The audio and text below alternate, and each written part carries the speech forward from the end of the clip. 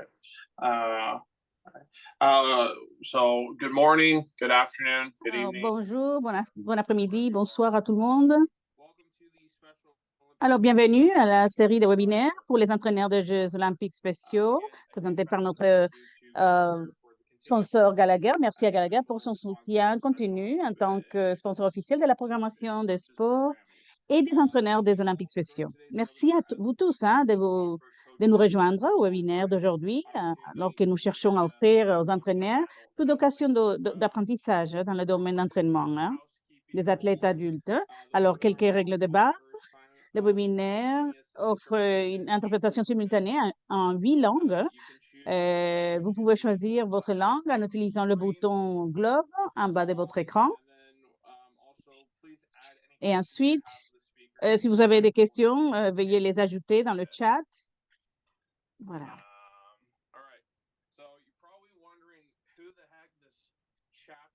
Alors, vous vous demandez, alors Garrett Odds, et je suis originaire de Seattle, Washington, aux États-Unis. Je m'appelle Garrett Odds, je viens de Seattle, Washington, aux États-Unis d'Amérique. Je suis impliquée dans les Special Olympics depuis près de 8 ans. Je me suis impliquée parce qu'un ami de mon université avait besoin de joueurs dans son équipe de football et j'en fais partie depuis. Je suis un athlète et un officiel dans le football, soccer aux États-Unis, mais football pour nous. Je suis un grand fan de Burnley FC et je soutiens la puissante Union Berlin de Bundesliga, la Bundesliga. Je suis également l'un des 140 heureux propriétaires d'une petite équipe de football écossaise de Caledonian Brave. Le sport c'est fantastique. Il vous évite les ennuis, vous pouvez pratiquer le sport et vous pouvez vous aimer ce que vous faites, vous créez des souvenirs et des relations durables avec des personnes. C'est aussi un excellent moyen de faire de l'exercice et ça aide avec la nutrition au lieu de creuser dans le fish and chips du vendredi soir. Je sais que je dois y mettre voilà, mes protéines, mes légumes, ainsi que mon hydratation. Donc, voilà, j'ai toujours été fascinée par ce que ça serait d'être un officiel dans le sport. Et je suis allée à mon association locale d'arbitre et j'ai payé les frais d'inscription, j'ai suivi les cours et depuis, je suis arbitre. 2 coupes unifiées, 2 Jeux olympiques. J'arbitre toujours activement les clubs et les lycées de l'État de Washington. Mais voilà, en plus d'être un athlète et un officiel avec une carte d'identité, je suis aussi porte-parole pour mon conseil local de leadership des athlètes. Je suis ambassadeur de Special Olympics Washington. J'ai participé à la journée du Capitole 2019 en travaillant au nom de Special Olympics Washington pour collecter des fonds pour les programmes de santé et des écoles unifiées. J'ai été vice-président du conseil des commentaires des athlètes pour les Jeux olympiques spéciaux de 2022 en Floride. Et enfin, j'ai l'honneur de rejoindre, j'essaie de ne pas être partiel ou préjugé, mais la meilleure équipe de Jeux olympiques spéciaux, l'équipe sport et compétition, en tant que conseillère aux athlètes. Dans ce rôle, chaque fois que l'équipe a besoin d'aide, bien sûr, je suis là. Voilà, c'est tout pour moi. On a une bonne présentation. On a 2 orateurs aujourd'hui. Je crois que Scott de Gallagher ne pourra pas venir ce soir, donc on va passer donc à notre premier présentateur, Thomas Graham, Newcastle United Foundation. Thomas est le coordonnateur de projet pour l'équipe de santé et de bien-être de Newcastle United Foundation. Il a travaillé à Newcastle United Foundation pendant 4 ans, fournissant et coordonnant des programmes conçus pour améliorer la santé et le bien-être de notre communauté. Il est également titulaire d'une licence spécialisée en coaching et développement sportif. Voilà, et bienvenue à Thomas. Et voilà, à toi, Thomas. So yes, thank you very much, Becky. Voilà, Really interesting. merci pour cette présentation. Today what I'm going to do is take Et you through the aujourd'hui, ce que je vais schedule faire, for c'est que je one of vais our biggest vous, important vous programs donner un petit peu d'aperçu d'un de nos programmes de football hein, qu'on fait à Newcastle United Foundation depuis la perspective d'un coach. Il y a des choses qu'on apprend. Hein. En premier, il y a des conseils hein, qu'on va vous donner de comment s'engager avec les personnes. Et bien sûr, on va parler de ça de manière plus approfondie, mais on va vous donner un peu de contexte aussi. Hein. Euh,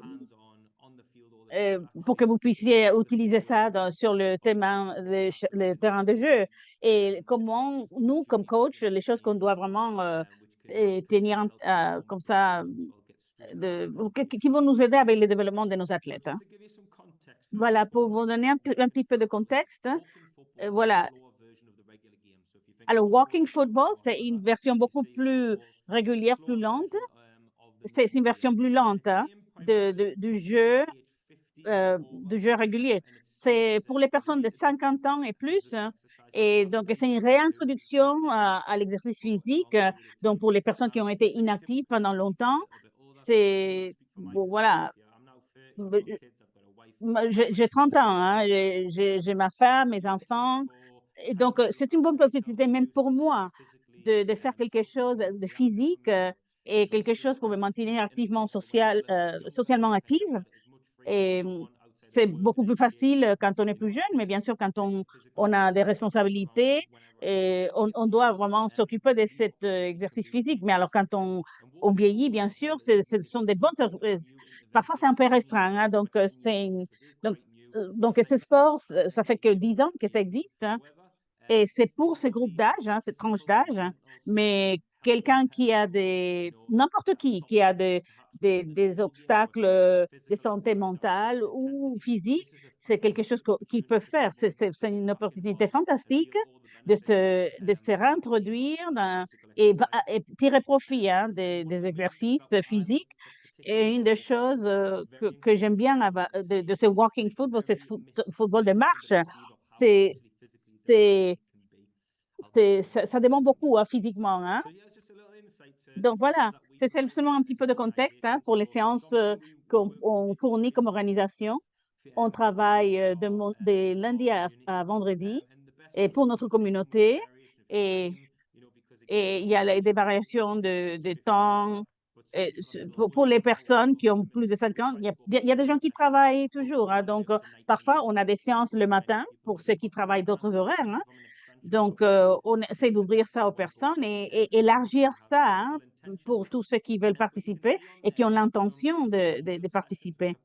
Et il y a des séances, il y a de Headwear Walking Football Session, la séance, euh, et c'est très inclusive pour les groupes qui ont besoin. Donc, c'est pour pour ceux qui ont des problèmes avec la tête ou qui ont eu des maladies ou des problèmes avec la tête. Voilà, ça c'est une version un peu plus lente de walking football pour ceux qui ont des blessures à la tête. Hein. Et ensuite, il y a une autre séance qui ont des diagnostics euh, d'autres diagnostics mentaux. Hein. Et voilà, ou des problèmes de mémoire ou comme ça. Et donc, il y a une séance encore plus lente, mais ça c'est walking football. Donc, hein. Donc, on a des stratégies, on offre ces stratégies pour ces personnes. Hein. Et on travaille avec des équipes, avec des gens qui ont des démences ou des problèmes mentaux. Et parfois, quand on est dans une équipe bleue, on va attacher quelque chose de bleu dans le ballon pour qu'ils sachent, même pour que les gens puissent se rappeler à quelle équipe ils appartiennent. Hein. Donc, c'est vraiment pour s'occuper des personnes hein, qui ont des problèmes comme ça. Mais c'est vraiment quelque chose c'est sûr, et tout le monde peut le jouer, ça va, hein, il n'y a pas de problème. Hein. Voilà. Alors, voilà. Donc, on parle de ces séances hein, et de ces présentations. Et alors, prochaine diapo. Alors, vous allez voir la participation, vous allez voir comment ça se déroule avec les participants. Hein. et les opportunités. Voilà, c'est une vraie histoire qui est partagée sur ces walking football. Voilà, quand Eliane a commencé walking football en premier, Liane, elle était un peu réticente de commencer, mais depuis lors, elle s'est développée plus et c'est vraiment, elle s'épanouit, hein, et ça donne une bonne impression à toutes les femmes qui étaient autour d'elle. C'est tellement une bonne équipe, hein, et avec toutes ces femmes qui sont là, qui nous aident, qui ont les mêmes expériences, et parce on joue ensemble. Alors, Elaine a été un rôle, hein, un modèle pour Newcastle, pour d'autres femmes, et parce que leur dit, bien sûr, nous, on peut le faire aussi, hein. L'année dernière, on a eu 6 participants féminins de plus. Et avec Liane, bien sûr, c'était une tête familière. Tout le monde la connaissait. Elle a introduit ces femmes, donc elle les a présentées à ce monde, hein. Donc, Liane a été un modèle vraiment excellent, hein. Alors, le football, ça fait une grande partie de notre vie. Ça nous permet de ne pas être à la maison et de ne pas être coincés. Et on s'épanouit, on s'amuse, on aime bien le sport. Et pour tous les gens qui souffrent de toutes sortes de maladies, hein, donc c'est quelque chose qui peut leur servir. C'est bien de pouvoir parler de ceci, aussi de disséminer, bien sûr, de parler et sensibiliser les gens sur ce genre de sport, hein. C'est vraiment un manque à gagner, vraiment, on gagne tous, hein, on gagne tous parce parce qu'on considère tout le monde, hein. On n'est pas oublié et, et parfois on essaye, hein, on a du mal, mais voilà. Elle fait partie du Nord-Ouest, de l'équipe de football du Nord-Ouest d'Angleterre. Elle est vraiment, honnêtement, elle est vraiment fière, hein, et je suis fière de ces. Ça a été fantastique, hein, et seulement de regarder s'épanouir. Voilà, c'était un peu un aperçu, hein, sur Elaine quand elle a commencé. Elle était très timide au départ. Et elle n'avait pas beaucoup de confiance en soi, elle s'engageait pas très vraiment, donc elle a pris ses premiers pas. Et ensuite, donc depuis la perspective d'un coach, parfois il ne s'agit pas de leur apprendre de nouveaux compétences ou d'habilités. C'est seulement aussi simple que de leur aider à participer plus, à faire partie de quelque chose. Donc, si on peut, pour les gens de plus de 50 ans, ça peut être une barrière, hein.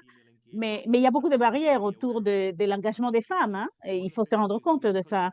Et une des choses qu'on a fait, et grâce au feedback, à la rétroalimentation d'Eliane, on a créé une séance de walking football que pour les femmes, hein, réservée aux femmes seulement, et pour pouvoir confronter ces barrières, hein, et briser ces barrières et leur aider, hein. Donc voilà, c'est un bon exemple de ce qui se passe dans le walking football et dans la ligue. Alors, c'est une opportunité fantastique. Et Jeff aussi, qui est invité à participer aussi dans ces webinaires. Et alors, il était dans le réseau européen de développement de football, hein, IFDN. Et donc, il intervient dans différents aspects avec différents programmes. Il a créé une ligue de football, de walking football, hein, européenne, hein, une ligue, et avec une perspective internationale en Europe. Il y avait 10 membres en Europe euh, qui avaient une ligue de football, de walking football, avec 4 lieux de réunion, hein, et 4 terrains de jeu. Et alors, ensuite, il y a une deuxième opportunité parce qu'on a pu organiser, ça c'est vraiment la deuxième opportunité, c'est de pouvoir organiser une ligue de walking football euh, au sein de la communauté. Alors, et parfois, bien sûr, il y a deux formes, il y a la partie compétitive et la partie communautaire. Mais bien sûr, quand il y a des terrains de jeu, ça devient beaucoup plus compétitif. Mais bien sûr, le focus, c'est toujours autour de bien-être et de la santé. Bien sûr, ça, c'est toujours l'élan et bien sûr le cadre qu'on veut travailler. Mais on a 53 participants. Quand on est allé vers la phase 2, on est allé vers 7 équipes avec 82 participants, ensuite 9 équipes. Et maintenant, depuis août de cette année, on a 12 équipes avec beaucoup plus de 138 participants. On grandit, on a on a 200 footballeurs de walking football. Donc, c'est un projet qui vraiment qui s'accroît. C'est avec beaucoup plus d'activités physiques et, et des bénéfices pour la santé mentale. Alors, avec ces 12 équipes, avec des clubs de football communautaires, et, on a fait ça pour créer des partenariats et beaucoup plus d'interventions à Newcastle, mais aussi pour aider les gens qui s'engagent. Alors, ces 12 équipes, on, on leur a donné, bien sûr, beaucoup plus des fonds. Et depuis la perspective des coachs, c'est très important. Comme nous, pourquoi on fait ce qu'on fait? Quelle est notre motivation? On doit se poser cette question. Ça serait vraiment, on veut développer des opportunités, bien sûr. On veut s'entraîner avec des équipes. On veut travailler avec une organisation. Mais vraiment, l'initiative principale, ça devrait être d'améliorer la vie des personnes avec la vie des personnes avec lesquelles on s'engage. Voilà, donc, et bien sûr, améliorer la communauté.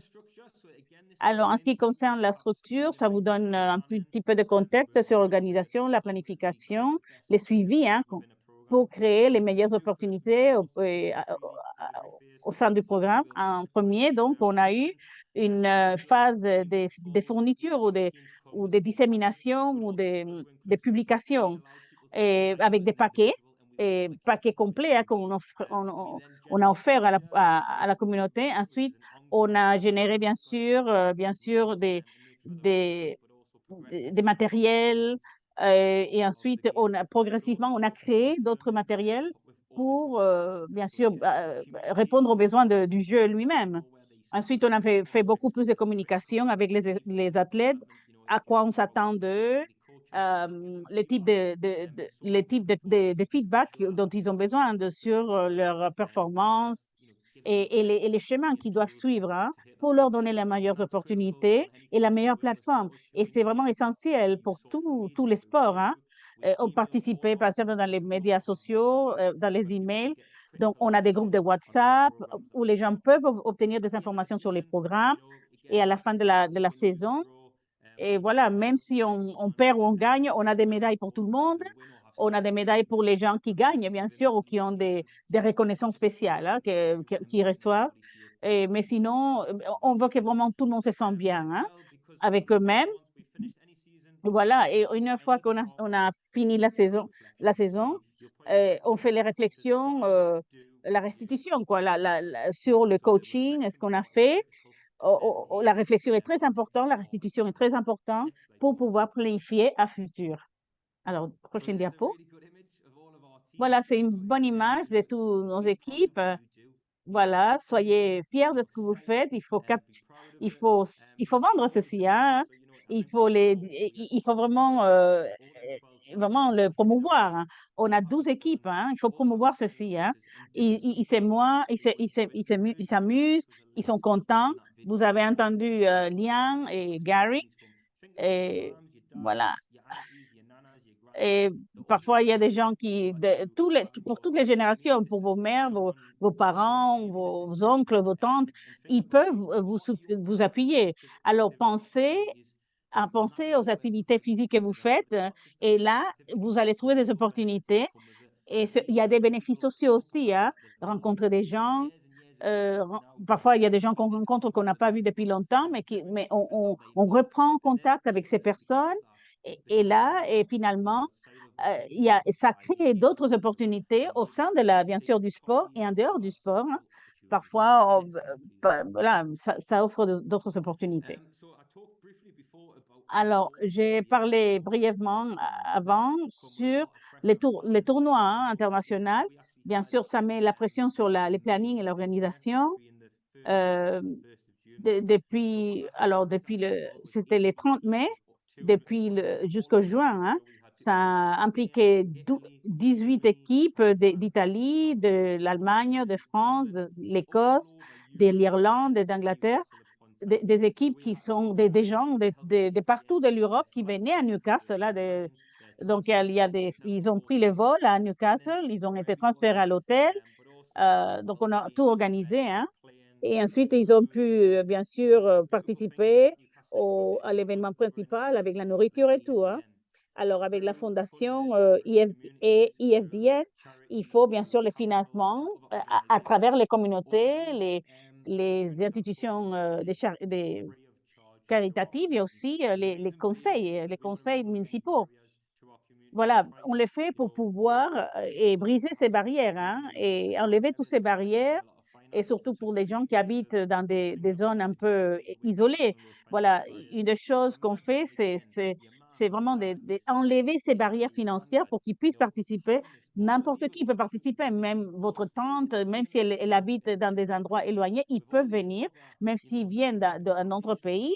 Ils- Avec toutes ces fondations et ces équipes de football, et ils peuvent venir et, et- ils appuient Newcastle et ils représentent Newcastle Foundation chez eux. Donc, bien sûr, donc on a gagné tout, hein. Alors voilà, on était vraiment fiers, hein. Ben, on ne veut pas trop se glorifier, mais bien sûr, on a gagné, hein. Donc, beaucoup dans les catégories.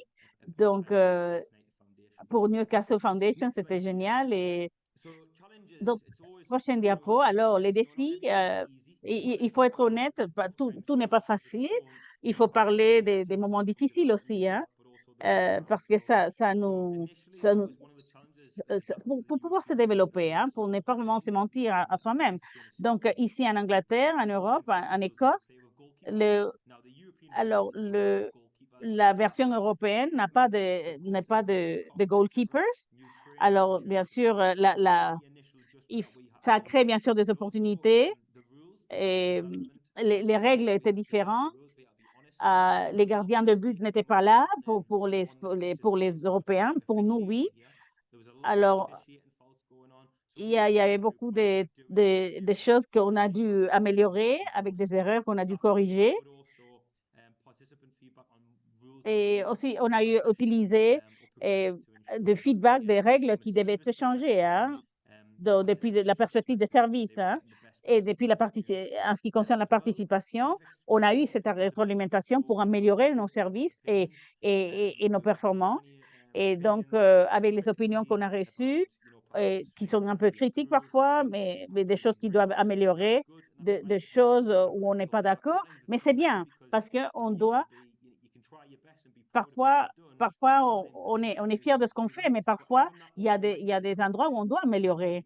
Alors, comme coach, ça, c'est bien pour identifier les zones à améliorer, hein. Donc, cette année, on a eu un forum, de Walking Player Forum, un forum pour les joueurs, hein. Une personne de chaque équipe est venue et viendra à nous donner de la rétroalimentation sur les choses qu'on doit travailler. Et donc, dans ces forums, ça va nous aider, bien sûr, à améliorer. Septembre, octobre, on l'a fait. On a appris beaucoup de choses et on travaille de manière transparente avec les participants. Et bien sûr, il y a des restrictions dans les terrains de jeu, parfois. Et, et parfois, il y avait one pitch, hein, une seule. Et on a dû bouger à une autre installation, hein, pour pouvoir être beaucoup plus efficient. Mais alors, pour améliorer la qualité, on a deux systèmes officiels. On avait un seul. Bien sûr, il y a beaucoup de règles. Et donc, on a dû avoir un arbitre de plus parce qu'on on peut pas avoir du contact physique. Il y a beaucoup de règles dans le walking football. Alors, donc, on a eu deux arbitres. Le deuxième arbitre Et de VR, ce qu'on appelle le deuxième arbitre, et bien sûr, il reprend s'il y a des fautes que le premier référé ou le premier arbitre n'a pas vu, le deuxième, donc il va reprendre ses fautes. Donc, ça nous ouvre de nouvelles opportunités pour des partenariats. Bien sûr, en premier, ça crée de nouveaux emplois, des gens qui ont plus d'expérience et aussi qui gagnent, qui arrivent à avoir une carrière, hein, qui font de l'argent. Donc, il y a 6 membres du personnel, bien sûr, dans la séance. Il y a des arbitres, donc ça crée des emplois, hein. Et dans les clubs, communautaires de walking football, et ça a amené à d'autres opportunités, hein, et des initiatives. Malheureusement, on a eu un coach qui est mort d'un problème de cœur à une des séances. Mais bien sûr, des défibrillateurs, il y a tellement de choses qu'on a pu obtenir, hein. Oh, mais on a eu des donations.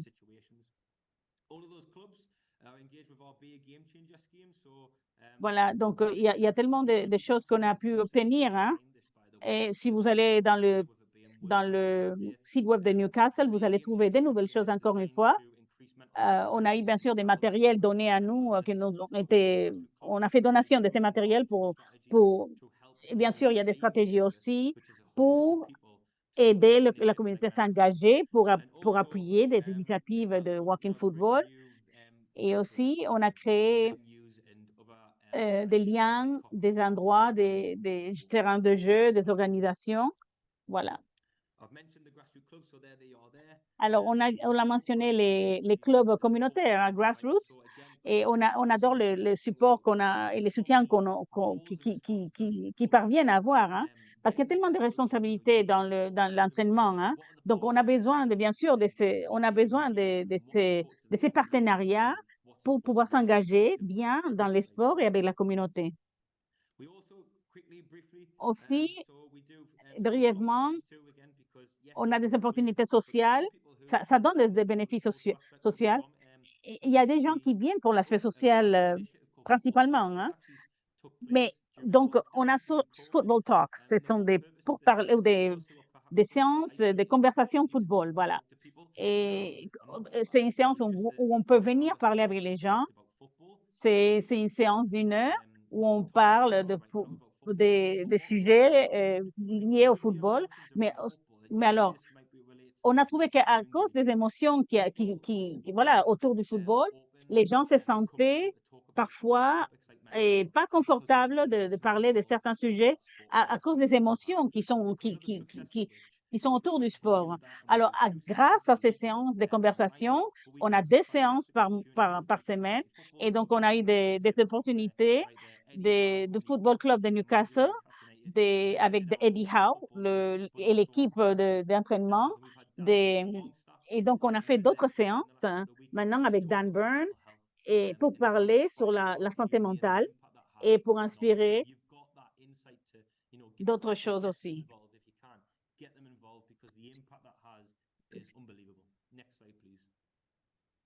Some of the outcomes that we've had, I've already went through, the growth in teams, but look at there. I'll start with the last one. I'm aware of time.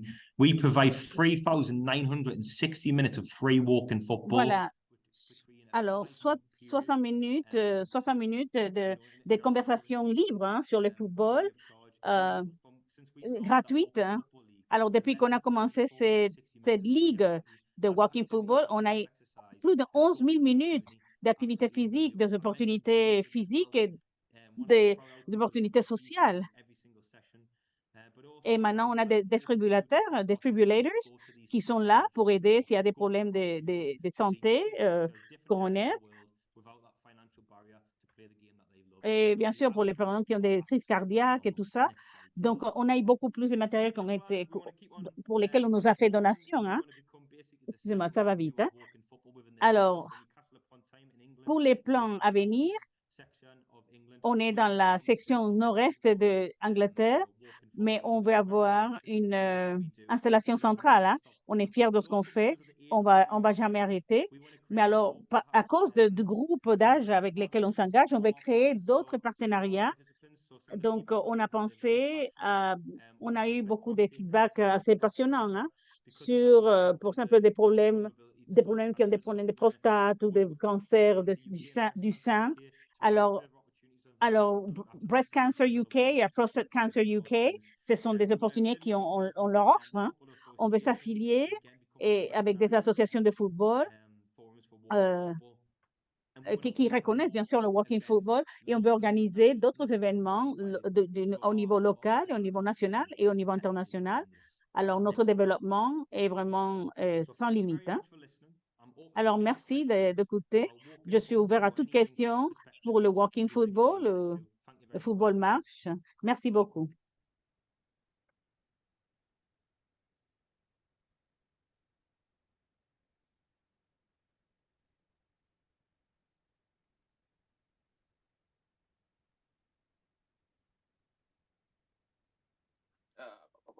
Yes, I forgot that I was muted, but anyway, Thomas, that was very Merci, well. Thomas. I really enjoyed your presentation. J'ai adoré la présentation et on a besoin beaucoup plus d'aide et de support dans ce sport. On a beaucoup plus besoin des équipes de sportifs qui s'engagent avec la fondation. Parce que sans eux, on n'aura pas, on n'aurait pas des clubs de walking football ou de football randonnée. Alors, avant de passer à M. Ken, on a M. Scott. Il vient de notre sponsor Gallagher. Scott, merci d'avoir venu. Alors, un petit peu sur Scott. Thomas, il est là depuis 2005. Il a été dans l'équipe et l'industrie des bénéfices sociaux depuis 25 ans. Il se concentre dans son troisième poste au sein de Gallagher. Il était directeur aussi.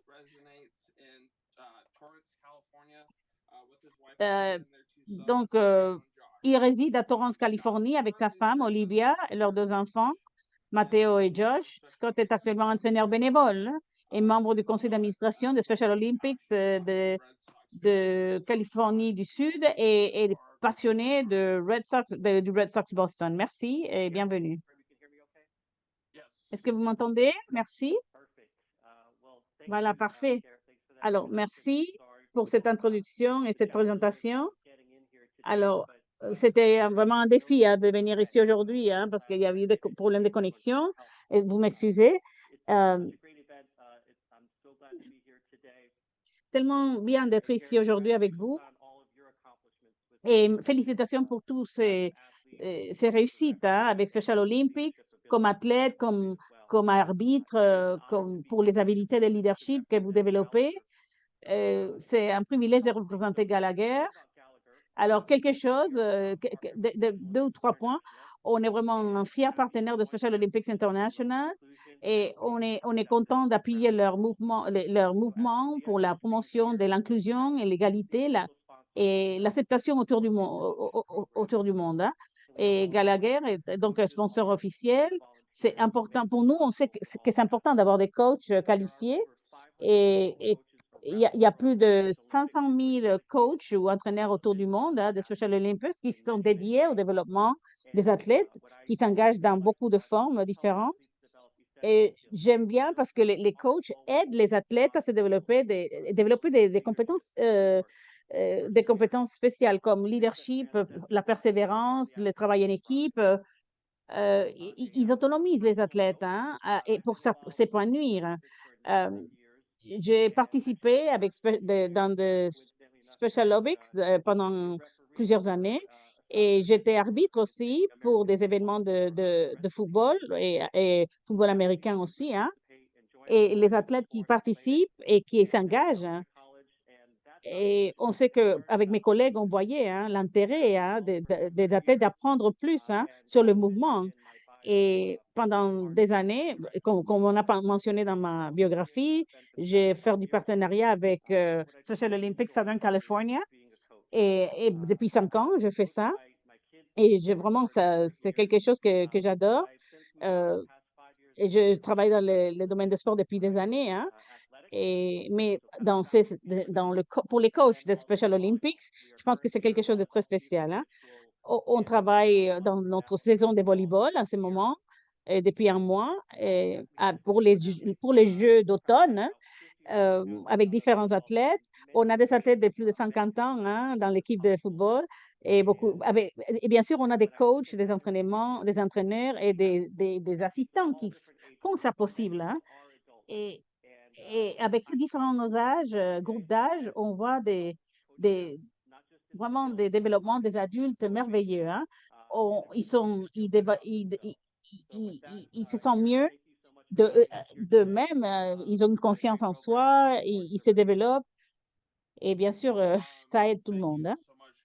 Merci, Scott, et, et- et merci pour ces mots ces mots d'encouragement, hein. Alors, on va aller maintenant à notre deuxième présentateur, Ken Black. Alors, un petit peu sur le contexte, hein. Ken travaille comme praticien dans le domaine de l'activité physique inclusive et du sport pour personnes handicapées depuis près de 45 ans. Il a notamment travaillé dans les domaines d'éducation spécialisée, sport handisport, développement sportif, sport pour les jeunes, consultant en handisport, hein, et avec un centre de recherche et développement il a fait un peu de recherche sur le sport pour handicapés à l'Université de Loughborough. Ken a été maître de conférences en activité physique adaptée à l'Université de Worcester de, de, de 2013 à 2018. Depuis son départ, il travaille de manière indépendante sur des projets d'inclusion au Royaume-Uni et dans le monde entier. Ken a animé des ateliers, des séminaires et des conférences en sport pour les développements inclusifs dans 57 pays, hein, à travers du monde, travaillant pour des agences telles que les British Council, Special Olympics et de nombreuses ONG. Ken est conseillère indépendant en activité physique inclusive et sport pour personnes handicapées.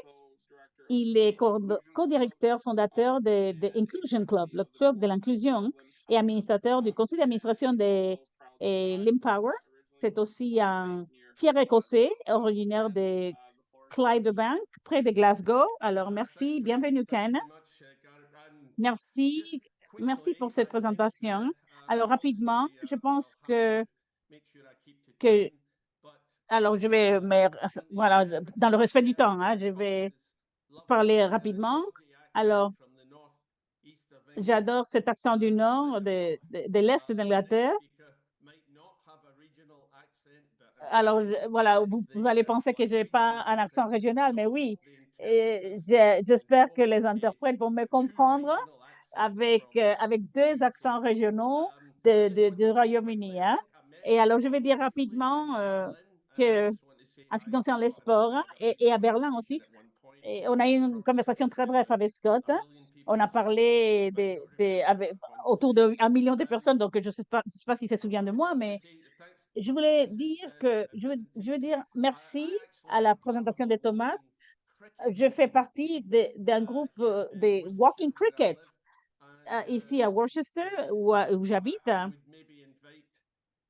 Alors, je vais inviter, hein, les gens d'autour du monde d'écouter, de penser au sport et dans votre propre pays que vous pouvez convertir ou transformer dans des versions des randonnées ou des versions des marches. Parce que je pense que c'est une progression et c'est une transformation qui peut se faire au niveau des sports, hein. Parce que parfois, il y a des sports qui sont vigoureux, qui ne sont pas accessibles à certaines personnes. Alors, alors donc, on va voir 3 domaines différents, hein, de base, hein. Alors, on va voir le coaching inclusif. Ensuite, on va parler l'adaptation STEP et quelque chose qui a à voir avec l'évaluation des athlètes, hein. Je pense que c'est quelque chose que ça va être utile. Alors, la première question ou domaine. Alors, le coaching inclusif, quand on travaille avec ça, et ça a à voir avec des handicaps, hein. Et, et, et bien sûr, ça a à voir avec tous les athlètes, hein. Donc, cette inclusion est pour tout le monde, hein. Ça travaille pour tout, ça marche pour tous les athlètes. Et on va voir pourquoi c'est le cas. Alors, il faut savoir beaucoup plus sur les athlètes et les déficiences des athlètes, hein, et les différences. Bien sûr, il faut la manière de penser des athlètes. Il faut connaître tout le monde avec lequel on travaille, hein. Donc, la prochaine diapo, mais ce qui est important, alors, les handicaps ou la déficience est très important et l'activité de l'individu. Alors, depuis 40 ans, ma philosophie est que la déficience n'est pas le point de partie. La déficience ou l'handicap, c'est pas le plus important. On pense que c'est plus important de partir de l'activité et là, faciliter les choses pour que l'athlète arrive à être le meilleur dans l'activité qu'il va choisir. Donc, il faut pas regarder en premier la déficience ou l'handicap. Parce que quand on connaît l'athlète, il faut connaître d'autres aspects et les possibilités de cet athlète. Alors, je commence par l'activité que l'athlète veut faire et comment l'adapter pour leur permettre donc de participer dans ce sport, qui peut être plus vigoureux dans certaines autres catégories. Alors, quand on voit les coachings inclusifs, c'est l'habilité de fournir un coaching effectif et qui répond à différents besoins. Alors, il y a cette différenciation. Parfois, on adapte les choses pour des athlètes plus jeunes et aussi pour des athlètes plus vieux. Donc, il faut adapter. Alors, le coaching inclusif, c'est seulement du bon coaching, hein, c'est bon entraînement. On devrait le faire avec tous les groupes avec lesquels on travaille, vraiment.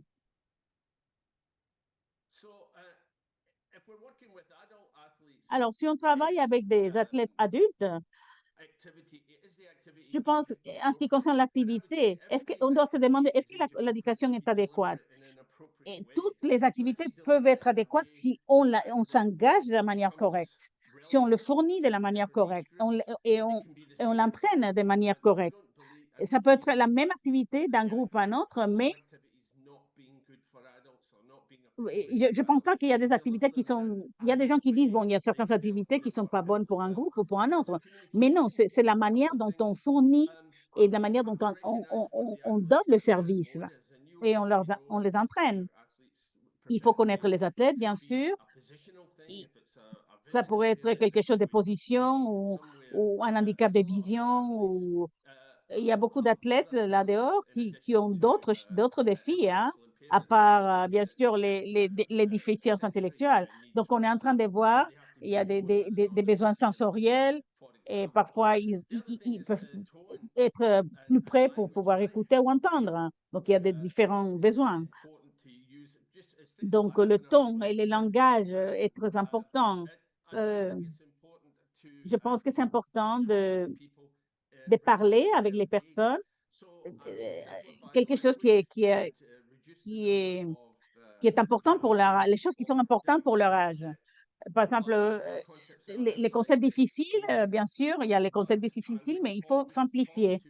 Mais je vais parler avec les gens. Je parle avec quelqu'un qui a 25 ans de la manière où je parlerai avec quelqu'un qui a 25 ans. Ou parler avec quelqu'un qui a 50 ans de la même manière pour qu'il me comprenne, hein. Il faut adapter, hein. Et les tons et les langages doivent être respectés.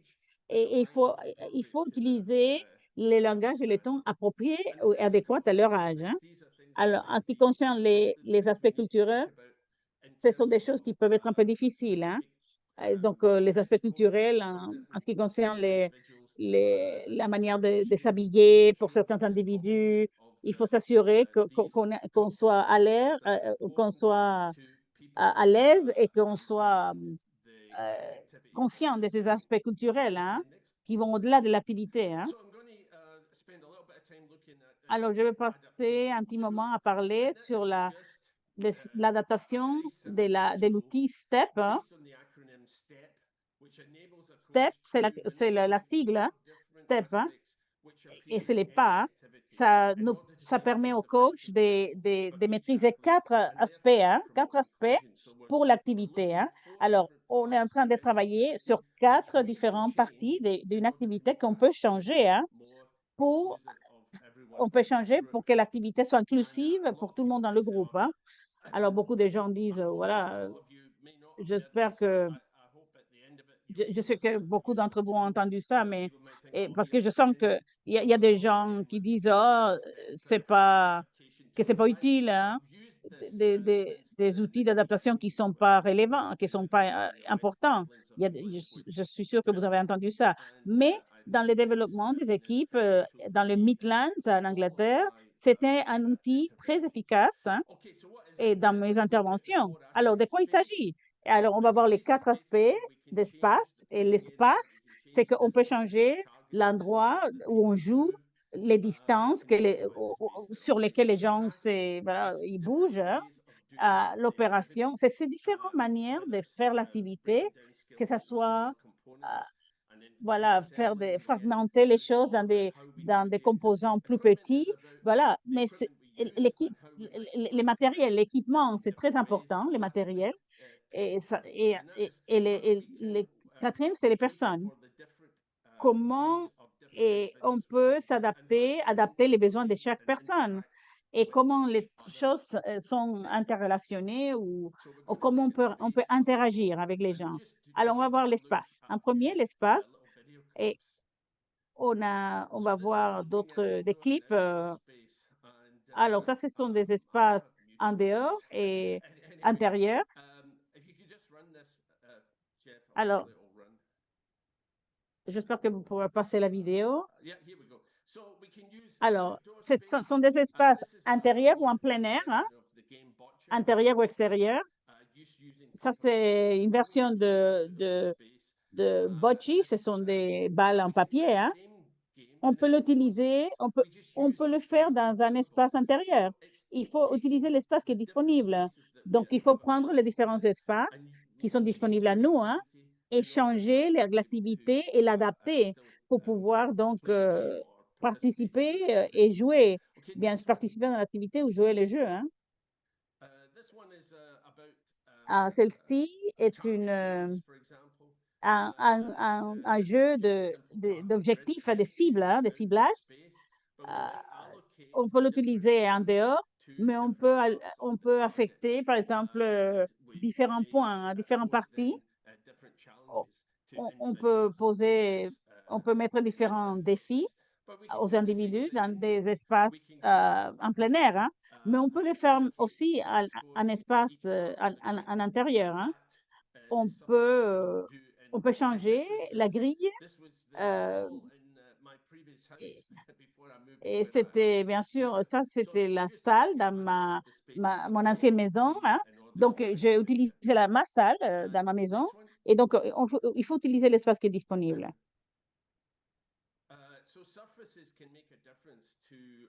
Alors, les terrains vont faire une différence, hein. Ça peut vraiment, ça peut toucher, bien sûr, l'équilibre de chaque personne. Mais il faut être conscient de que ça peut, bien sûr, ça peut toucher et, bien sûr, modifier l'équilibre des personnes, hein.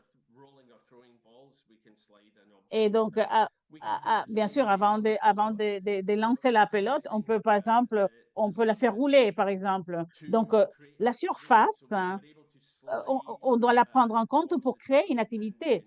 Par exemple, faire rouler les choses, glisser les choses au lieu de les lancer, et des choses qui peuvent modifier, bien sûr, l'équilibre et les mouvements des personnes, hein. Voilà, ça c'est un exemple de comment on utilise, on a vu la surface, mais voilà, c'est un exemple de comment on utilise l'environnement, hein.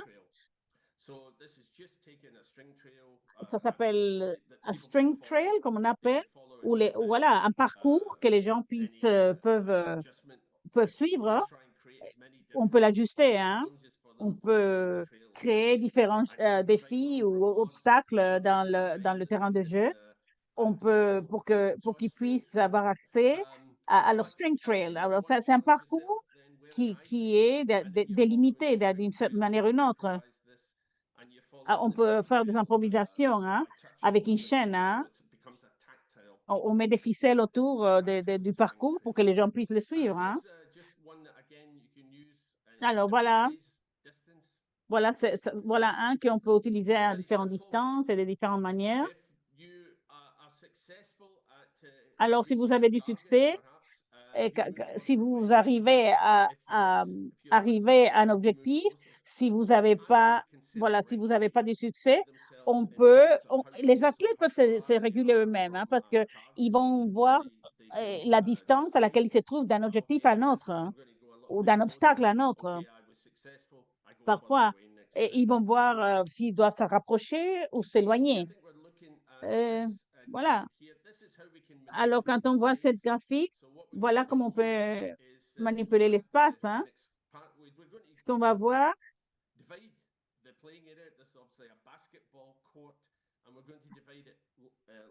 voilà, on va diviser le basketball, on va le diviser en 3 sections. On va dans la section du milieu, par exemple, les joueurs vont être dans lesquelles les compétences sont en développement. Et dans les parties extérieures, on va mettre des gens avec des compétences plus élevées. Ils travaillent pendant les zones qu'on leur a louées, ils interagissent avec le ballon, voilà, et ils peuvent jouer un jeu normal de basketball. Mais les joueurs à l'extérieur vont donc bien sûr lancer le ballon. Depuis l'extérieur, les autres peuvent s'approcher. La seule règle, c'est qu'on ne peut pas passer le ballon d'un côté à un autre. Il faut que ça passe vers le centre pour que tout le monde ait l'opportunité de jouer, hein. Donc, voilà comment on peut manipuler l'espace, hein, et s'adapter et l'adapter à différentes habilités ou compétences dans le même groupe, hein. Alors, l'espace, on peut le manipuler de différentes manières. On peut utiliser l'environnement, la surface. On peut modifier les jeux ou les règles aussi. Voilà, ça c'est sur, bien sûr, les tasks, bien sûr, c'est les tâches progressives. Je faisais un stage à Lima, Pérou, et je suis sûre qu'il y avait ici un participant de Lima, et je faisais des stages au Pérou pour l'ambassade britannique avec des participants locaux. Voilà, ça c'est du tennis table, de ping-pong. Voilà, ils glissent le ballon et ensuite ils commencent à jouer avec la partie plate de la main. Ils commencent à bien sûr la lancer. Voilà, il n'y a pas d'effort de corps, hein, de corps. C'est seulement pour coordonner les mouvements, hein. C'est du tennis de table. Et ensuite, une raquette, hein, qui est plus facile à manipuler. Donc, certaines personnes auront besoin d'une plus grande, une raquette beaucoup plus grande. Mais alors, quand on utilise cette petite raquette, ça commence à avoir le composant, bien sûr, la barrière. Voilà, là, ils commencent à, bien sûr, voilà, on leur demande d'attraper les ballons avant de jouer. On peut utiliser, bien sûr, voilà, cette position-là, que ça peut aider la position et avec, voilà, les personnes qui ont un stand. Et ensuite, on a un assistant qui commence à lancer les ballons d'en haut pour que les participants puissent ensuite taper sur le ballon. Ensuite, on commence à leur donner la motivation en mettant des objectifs ou des obstacles, hein, que voilà, les obstacles qu'ils vont éviter, hein.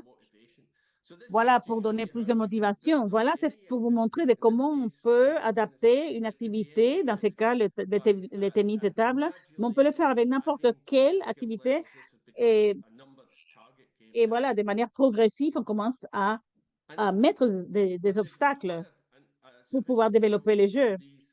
Et quand ils ont assez de compétences, ils peuvent, voilà, maintenant passer à jouer le sport en soi.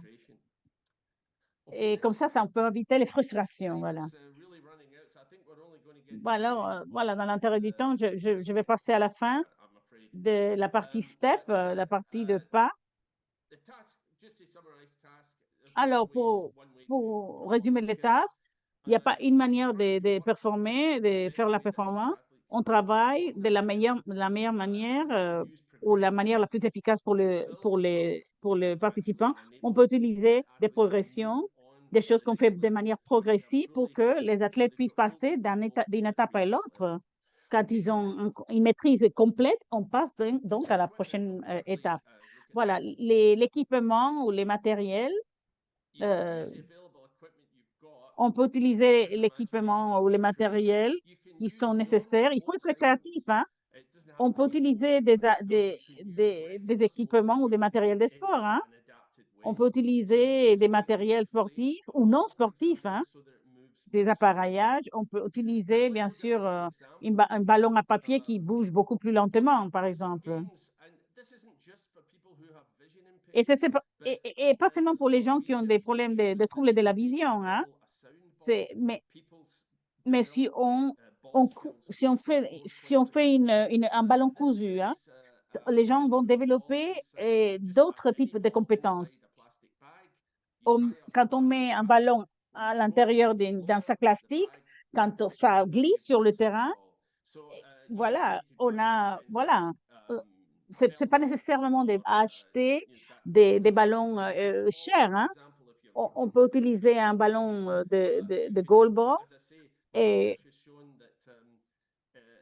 l'investigation nous montre que c'est important d'adapter et parfois il faut les exposer, il faut vraiment les exposer à ces ballons cousus parce que ça leur fait expérimenter d'autres choses, hein. Alors, en ce qui concerne les personnes, il faut encourager les athlètes pour ils s'encouragent les uns les autres, hein. Et travailler, par exemple, un athlète qui est compétent, travailler avec quelqu'un qui est en train de progresser. Le travail d'équipe est très important. Il faut des activités coopératives, des activités qui ne commencent pas avec la confrontation ou la compétition, mais de travailler avec les warm-up ou l'échauffement. Voilà. Et aussi fournir des activités pour développer leurs compétences de leadership, hein. Très important que les athlètes ils peuvent aussi participer dans le sport et devenir des leaders et des directeurs eux-mêmes, hein. Et je pense que je vais arrêter là, à STEP. Alors, STEP ou des outils ou matériels d'adaptation pour appuyer l'inclusion dans n'importe quelle activité et pour n'importe quel niveau d'habilité ou de compétences. Voilà, il faut, en regardant l'espace, les matériels, la tâche ou les gens. Voilà. Voilà, on va arrêter là. Donc, alors, tous les coachs s'adaptent et modifient les choses. Il faut élargir cette habilité, cette compétence au STEP. Et STEP, ça peut être ces objectifs STEP. J'ai développé une version en espagnol et aussi pour une version chinoise. On peut mettre ces objectifs STEP dans la langue de votre choix, hein. Et même si vous n'utilisez pas le mot STEP, vous pouvez utiliser un mot qui contient ces 4 éléments. Donc, des tâches, personnes, espace, etc., surface et tout ça, et les matériels.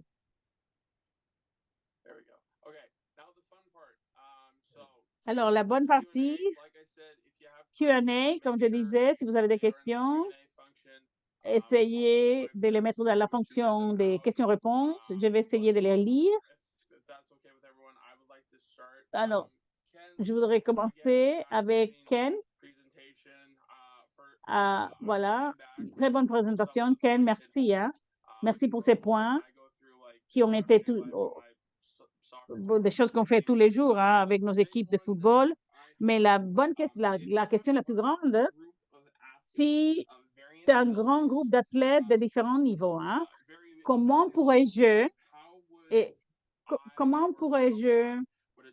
adapter ma séance d'entraînement pour répondre à toutes les personnes de différents niveaux?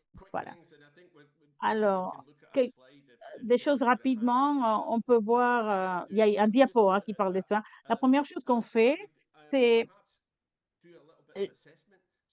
je voudrais faire un petit peu d'analyse pour voir, demander à tous les voilà, demander aux athlètes la manière dont ils peuvent s'équilibrer, leur donner un ballon de tennis et leur montrer les différentes manières qu'on peut utiliser les ballons. Voilà, le passer d'une main à une autre, les lancer, les glisser, voilà. De cette manière, on peut voir qui a des problèmes ou qui doivent, ceux qui ont beaucoup plus de soutien. Donc, on leur donne une petite tâche de groupe ou un petit exercice de groupe pour voir qui a besoin d'aide ou qui est plus autonome. Voilà. Alors, quand on voit de manière adaptative, on essaie de diviser l'espace. On divise un espace rectangulaire en 3 espaces. Et dans cet espace, et on va populer, bien sûr, on va mettre 2 joueurs de côté extérieur ou en dehors, par exemple, de l'espace, du rectangle. Et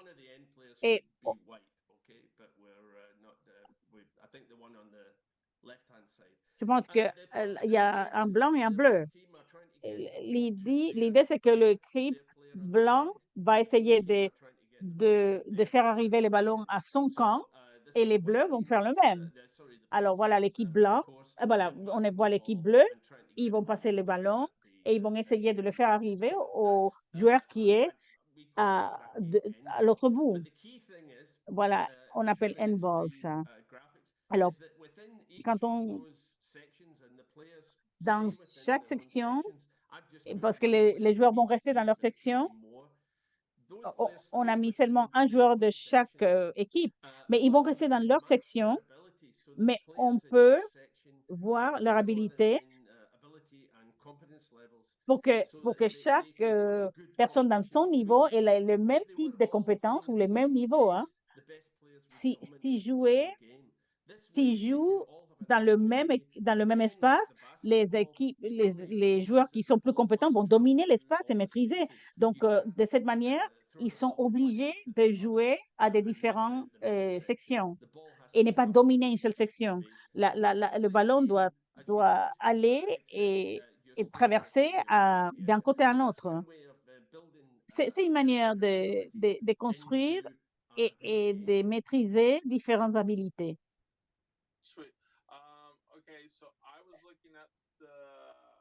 Alors, vous voyez, voilà, j'ai le temps pour une question de plus. Vas-y, Alors, je regardais le Q&A. Il y a une bonne question. Je pense que je ne sais pas si c'est pour Ken. Comment on divise les joueurs avec différents handicaps en différentes équipes? Comment on peut distribuer ces joueurs? Alors, on distribue donc les joueurs avec différents types de déficiences dans différentes équipes. Comment on les distribue?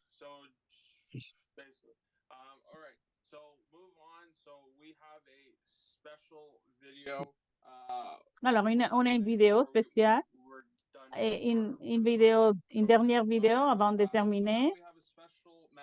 On a maintenant un message très spécial de l'un de nos fiers partisans des Jeux olympiques spéciaux. J'aimerais souhaiter la bienvenue, ancien joueur de football de l'équipe nationale masculine des États-Unis et actuel vice-président de sport de la Fédération américaine de football, Oguchi Onyewu. Il va nous dire quelques mots. This year's Special Olympics. Voilà, cette année, Special Olympics.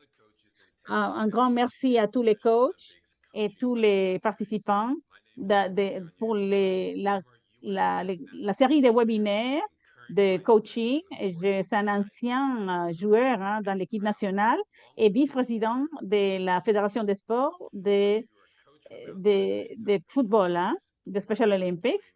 Alors, le travail que vous faites comme coach dans le terrain de jeu, dans l'eau ou dans n'importe quel terrain, vous allez avoir un impact sur chaque individu.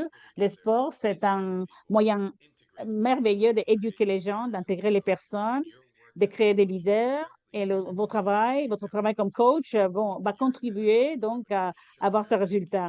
Alors, votre participation à ces webinaires montre votre dédication pour vous développer, vous épanouir, aussi pour créer des opportunités pour vos athlètes. Alors, pour utiliser et aussi créer des environnements amusants et compétitifs pour vos athlètes. J'espère que vous allez prendre profit donc de ces webinaires et pour vous développer comme coach et comme personne. Je vous lance le défi de prendre note de ces webinaires et pour les adapter dans votre environnement d'entraînement et voilà, que ce soit des Special Olympics ou non. Et voilà, je vous dis on ne s'attend pas à ce que nos athlètes développent tout dans une zone de confort. On ne reste pas dans la zone de confort.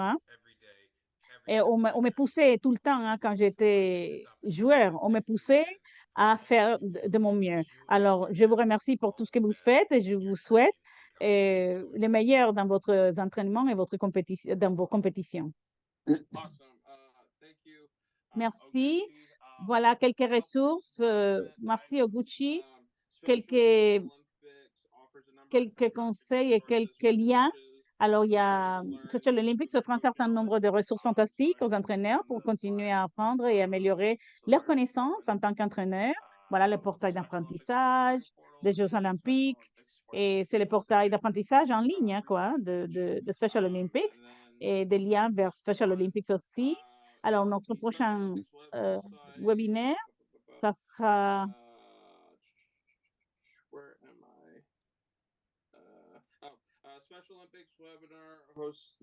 voilà, Special Olympics Webinar ont différents participants. Alors, assurez-vous de garder les liens vers les ressources. Voilà, specialolympics.org et avoir accès à tous ces ressources fantastiques de Unified Sports pour les athlètes et aussi pour trouver de l'aide et de l'assistance dans votre programme de Special Olympics et avoir des ressources disponibles. Alors le tableau de bord pour la série des webinaires coach des entraîneurs. Cette année, nous continuons d'avoir notre tableau de bord interactif pour que vous puissiez participer davantage à la série des webinaires. Et voilà. Encore une fois, merci. Un grand merci à Thomas, à Ken, Oguchi, Scott. Et voilà, c'était le dernier webinaire de la série d'entraîneurs 2023. Alors, merci à tous ceux qui ont participé et merci à tous ceux qui nous ont rejoints. Et j'espère que vous avez appris quelque chose et de pouvoir l'adapter chez vous et dans votre programme locaux. Merci. Donc, merci. Alors, un grand merci. Merci à Gallagher pour son soutien à notre série de webinaires pour entraîneurs de Special Olympics. Alors, j'espère que vous avez aimé cette série. Voilà. Et MATP et aussi la série pour les jeunes et les adultes. Et j'espère vous voir l'année prochaine. Merci. Un grand merci à tout le monde. Merci à Ken, à Thomas et à tous ceux qui nous ont rejoints. Bonne journée à tous. Bonne soirée à tous. Merci.